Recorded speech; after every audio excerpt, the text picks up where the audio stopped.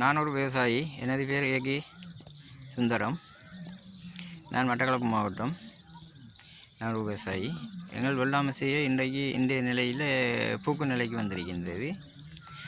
இது எங்களுக்கு மிகவும் சந்தோஷமாக இருக்கின்றது. அப்போ ஒரு நெல்மணி பூக்குற நிலைக்கு வரக்குள்ள ஒரு விவசாயிக்கு நல்ல சந்தோஷம் வரும். ஏனென்றால் அது பயிரில் ஒரு வடிவாக இருக்கும்.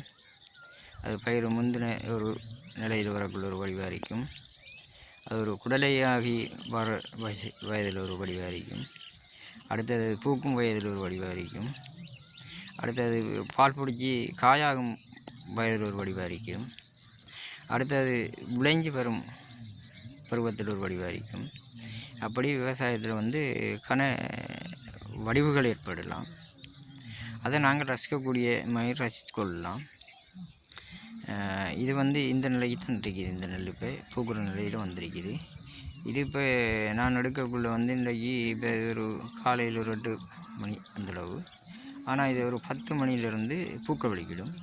10 மணிலேருந்து பூக்க வலிக்கிடக்கு ஒரு 11:30 12 வரைக்கும் இது பூத்து கொண்டே இருக்கும். அப்புறம் 12லேருந்து இது பூ மடிஞ்சு மூடுப்பட வலிக்கிடும். அப்போ இந்த மூடுப்படுற அந்த பூத்திருக்கிற டைமில் மழைகள் காற்றுகள் இப்படியான போன்றதுகள் இதுக்கு சரி வராது.